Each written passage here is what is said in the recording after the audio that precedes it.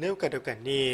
สหายเลขาธิการใหญ่ประธานประเทศทองลุนศรีสุริตได้ต้อนรับการเข้าเยี่ยมคำนับของสหายเจินเกิมตูกรรมการกลุ่มการเมืองผู้ประจำการคณะเลขาธิการศูนย์กลางพรรคคอมมิวนิสต์เวียดนามในตอนบ่ายของวันที่ 9 เมษายน 2026 นี้ที่สำนักงานห้องว่าการศูนย์กลางพรรคสหายทองลุนศรีสุริตเลขาธิการใหญ่คณะบริหารงานศูนย์กลางพรรคประธานประเทศแห่งสาธารณรัฐประชาธิปไตยประชาชนลาวได้ต้อนรับการเข้าเยี่ยมคำนับของสหายเจินเกิมตูกรรมการกลุ่มการเมืองศูนย์กลางพรรคผู้ประจำการคณะบริหารงานศูนย์กลางพรรคคอมมิวนิสต์เวียดนามพร้อมด้วยคณะผู้แทนขั้นสูงของภาครัฐสาธารณรัฐสังคมนิยมเวียดนามในโอกาสเดินทางเกินไหวเยี่ยมยามสาธารณรัฐประชาธิปไตยประชาชนลาวอย่างเป็นทางการสหายเลขาธิการใหญ่ประธานประเทศทองลุนศรีสุริตได้แสดงความปิติยินดีเป็นอย่างยิ่งที่ได้ต้อนรับสหายเจินเกิมตูพร้อมด้วยคณะที่เป็นเพื่อนมิตรสหายที่สนิทสนมของภาครัฐและประชาชนลาวซึ่งได้เดินทางดำเนินในการบรรยายบรรยากาศที่สองพรรคหาก่อสำเร็จของประชุมใหญ่ผู้แทนทั่วประเทศของแต่ละพรรคได้สำเร็จการเลือกตั้งผู้แทนสภาแห่งชาติสภาประชาชนขั้นต่างๆพิเศษในบรรยากาศที่ประชาชนลาวบรรพเผาตอนรับปีใหม่ลาวสมเสยและติราคาสูงต่อสหายเจินเกิมตูที่ได้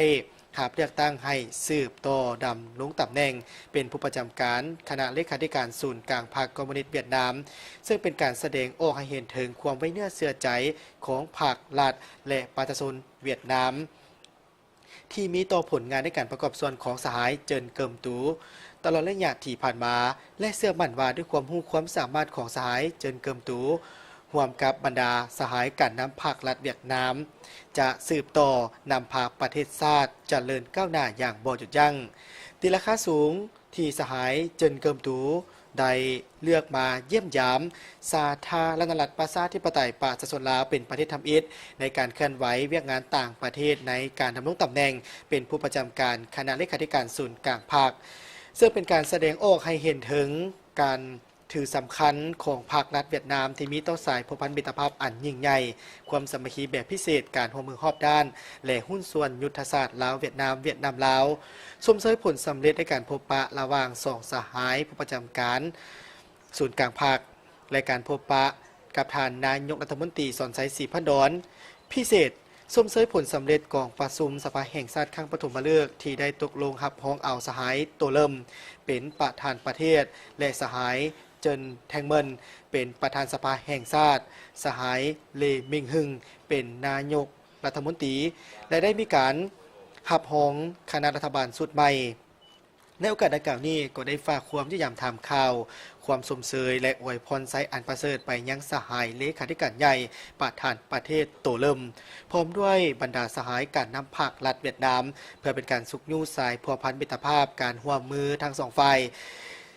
สหายเลขาธิการใหญ่ประธานประเทศได้ชี้นำและเสนอให้สองฝ่ายสืบต่อรักษาการแลกเปลี่ยนเยี่ยมยามการพบปะระหว่างการนำขั้นสูงของสองพรรคสองรัฐสืบต่อในการจัดตั้งพันขยายบรรดาข้อตกลงของการนำขั้นสูงของสองพรรคแถลงการและข้อตกลงร่วมมือของสองรัฐบาลบรรดากระทรวงองค์การคะแนนการและท้องถิ่นของสองประเทศแลกเปลี่ยนคณะเชี่ยวชาญแลกเปลี่ยนข้อมูลข่าวสารแลกเปลี่ยนบทเรียน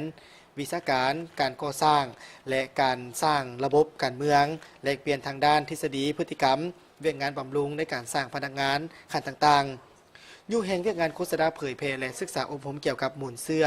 เกี่ยวกับสายพัวพันธุ์พิเศษลาวเวียดนามลาวเพื่อเป็นการสุกยู่ส่งเสริมเกี่ยวกับพื้นฐานเศรษฐกิจการเชื่อมโยงเชื่อมจอดพื้นฐานโครงล่างระหว่างสองประเทศลาวเวียดนามและอื่นๆในโอกาสเดียวกันนี้สหายเจินเกิมตูได้แสดงความขอบใจต่อการต้อนรับอย่างอบอุ่นสนิทสนมและสมเสยต่อบรรดาผลสำเร็จที่ภาครัฐและประชาชนลาวญาติมาได้ตลอดระยะ 40 ปีแห่งการดำเนินการเป็นแปลงใหม่สมเสยผลสำเร็จกองประชุมใหญ่ผู้แทนทั่วประเทศและกองประชุมสภาแห่งชาติลาวครั้งปฐมฤกษ์ซึ่งได้มีการรับฮ้องเอาสหายทองลุนศรีสุริตเป็นประธานประเทศรับฮ้องเอาประธานสภาแห่งชาตินายกรัฐมนตรีและคณะรัฐบาลชุดใหม่พร้อมทางแจ้งให้ทราบถึงสภาพการที่พ้นดินและบรรดาผลสำเร็จที่ภาครัฐและประชาชนเวียดนามญาติมาได้ในระยะที่ผ่านมาโดยเฉพาะก็เป็นผลสำเร็จของกองประชุมใหญ่ผู้แทนทั่วประเทศครั้งที่ 14 ของพรรคและการเลือกตั้งผู้แทน สภาแห่งชาติสุดที่16และสภาประชาชนขั้นต่างๆแสดงให้เห็นถึงความเป็นเอกภาพในการสืบต่อเพิ่มทวีการร่วมมือของสองประเทศโดยเฉพาะกฎหมายคงเขตการเมืองการต่างประเทศป้องกันชาติป้องกันความสงบและอื่นๆยู่แหงความเป็นหุ้นส่วนยุทธศาสตร์การเสริมโจทย์ทางด้านยุทธศาสตร์ในการพัฒนาประเทศของสองประเทศให้ก้าวเข้าสู่ล่วงลึก